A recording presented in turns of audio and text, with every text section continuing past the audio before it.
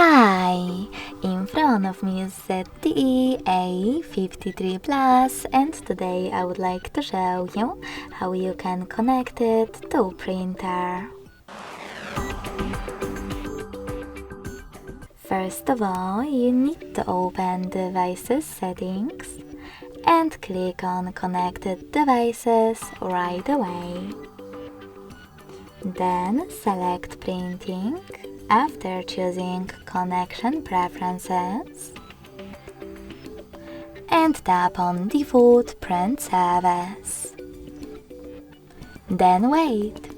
Your device is now looking for a printer. When it finds one, it will connect to it. If you want to use different service, disable this one by tapping on blue switcher next to it. Go back, click on Add Service and download the best one for you.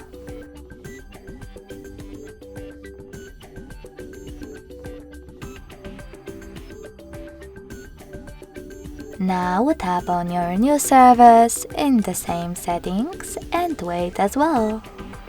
Thanks so much for watching. If you enjoyed this video, don't forget to leave a like, comment and subscribe. Bye!